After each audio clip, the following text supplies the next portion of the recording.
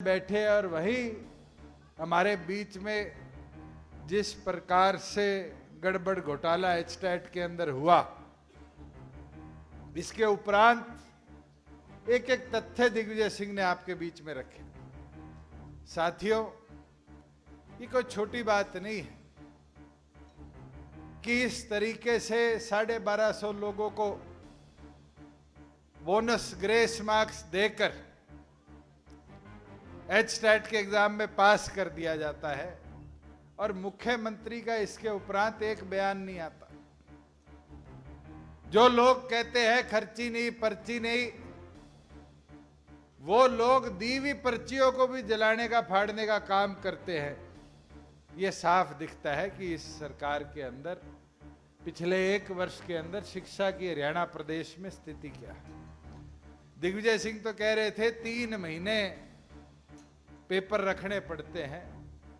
Supreme court के आदेश है साथियों कि रिजल्ट आउट होने से लेकर 2 साल तक किसी आरटीआई में अगर जवाब मांगना चाहिए, किसी और इंक्वायरी के अंदर कोई आ जाता है तो एग्जामिनेशन सीट हमें संभाल कर रखनी पड़ती है। और मैं तो चाहूंगा कि अगर इस पे मुख्यमंत्री कार्रवाई ना करे तो अवतार जी हमारे लीगल सेल के अध्यक्ष रहे हुए हैं, लीगल सेल में देवेंद्र भी है, अब तो प्रधान बन गया, कई वकील साथी यहां पर भी। आप लोग बैठकर इस पे एक एक तथ्य पर पूरी जांच करो। हमें अगर पीआईएल के तौर पे पार्टी की तरफ से हाईकोर्ट भी जाना पड़े तो इस लड़ाई को युवाओं के भविष्य के लिए हम लड़ने का काम करें। और मैं तो पत्रकार साथियों से कहूंगा, मुख्यमंत्री के, पूर्व मुख्यमंत्री के, बीजेपी के मंत्री के आगे माइक लगा के तो आप पूछ लेते हो कि डॉक्टर साहब ने कह दिया, डॉक्टर अजय सिंह चौटाला ने कह दिया आंदोलन करना पड़ेगा, और वो कहते हैं ये भाषा। अरे आंदोलन तो करना पड़ेगा, नहीं पड़ेगा? जब युवाओं के, हजारों युवाओं के भविष्य के साथ ये भारतीय जनता पार्टी की सरकार खिलवाड़ कर रही है तो क्या हमारी नैतिक जिम्मेवारी नहीं बनती हम लड़ाई लड़े, हम सड़कों पर उतरे? मुझे बताने का काम करो साथियों कि केंद्र सरकार को उठा लो। आज 11-11.5 साल हो गए, ग्रुप सी और डी की क्या हालात देश में बना दी है। आज प्रदेश सरकार को उठा लो। कौशल रोजगार के नाम पर ग्रुप सी और डी को पूरी तौर पर प्रदेश से समाप्त करने की जो इनकी प्लानिंग है, ये एकमात्र इनका एक ही सोच को आगे दिखाता है कि प्रदेश में रोजगार को समाप्त करने का काम किया जाए। अरे लड़ाइयां लड़नी पड़ेगी, केवल मात्र एक ये लड़ाई नहीं कि हम बात करें और फिर मुद्दा छोड़ दें। मुझे याद है एमडीओ के छात्र ये दीपक और इनने एक मुद्दा लाके हमारे आगे रखा कि दी हमारी नैक रेटिंग खत्म होगी। नैक रेटिंग खत्म होने की वजह से एमडीयू के 1.5 लाख के लगभग बच्चों का भविष्य गर्दिश में था। यह आपकी पार्टी थी, महामहिम के पास गई और दूसरे दिन केंद्र सरकार को नैक को दोबारा लागू करना पड़ा। केवल मात्र 1.5 लाख हरियाणा के बच्चों के भविष्य की बात नहीं थी, ये बात थी तो 1.5 करोड़ से ऊपर युवाओं की। हमने देश के युवाओं की लड़ाई लड़ी, पूरे देश में किसी और पॉलिटिकल पार्टी ने तो नहीं लड़ी।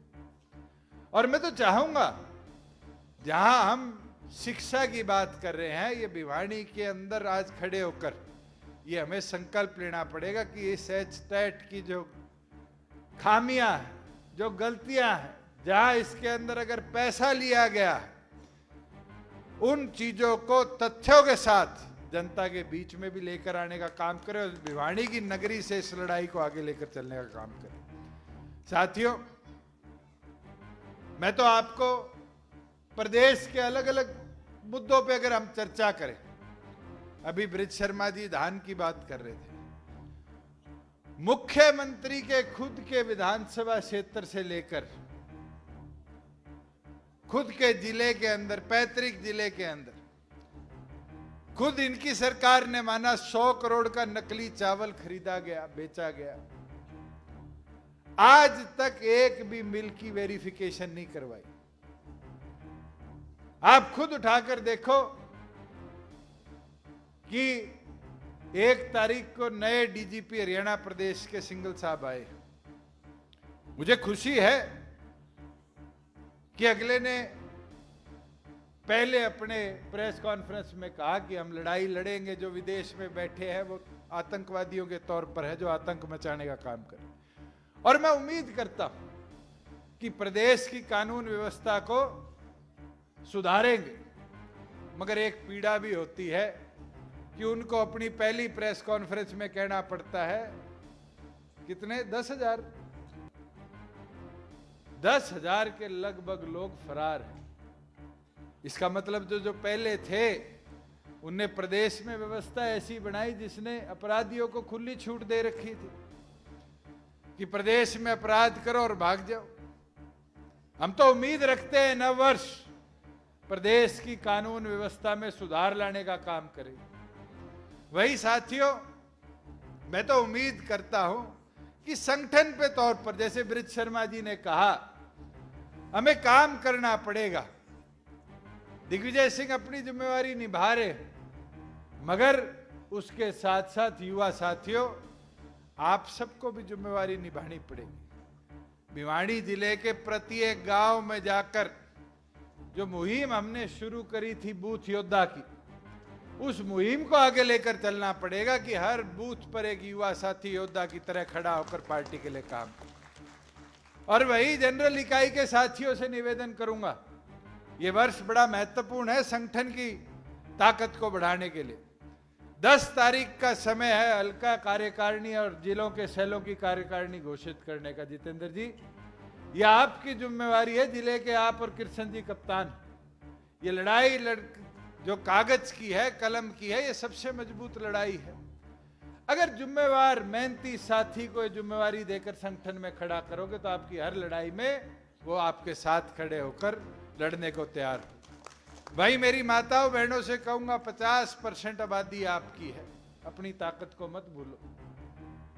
आप लोग एक चीज समझो कि 2029 के चुनाव में अगर 33% लागू हो गया तो भिवाड़ी विधानसभा जिले की 4 सीटों में से कम 1 सीट पर महिला उम्मीदवार के तौर पर उतरना पड़ेगा।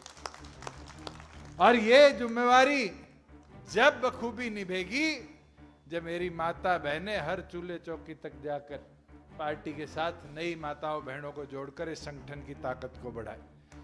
और मैं तो सबको कहूंगा, जब हमने महिला की मूवमेंट शुरू करी, चुनरी चौपाल चलाई, तो भिवाड़ी जिले का एक अहम योगदान रहा और उसने प्रदेश में एक महिला सशक्तिकरण की सोच को ताकत दी। और आज मुझे खुशी है कि हम चाहे 10% के हिस्सेदार थे, मगर माताओं बहनों को 50% पंचायती राज में हिस्सा दिलाने में कामयाब रहे।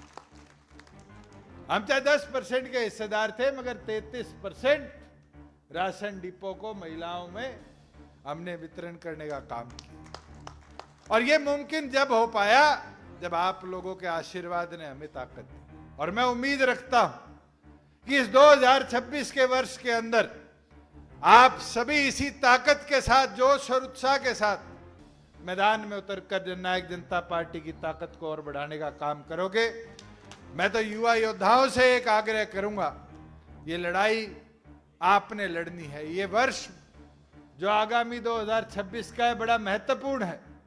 और इस 2026 के वर्ष के अंदर ये तो एक मुद्दा है, एचटेट का जो नायब सैनिक को जगाएगा, जताएगा, अनेक मुद्दे आएंगे।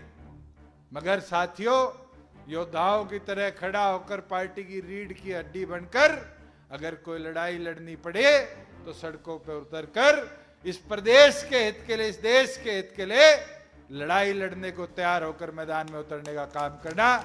मैं तो इसी उम्मीद और विश्वास के साथ आप सबको 2026 की पूर्ण दोबारा शुभकामनाएं देता हूं और उम्मीद करता हूं कि सभी साथी मेहनत लगन के साथ पार्टी संगठन को और ताकत से आगे बढ़ाने का काम करेंगे। आपका पूर्ण बहुत बहुत धन्यवाद।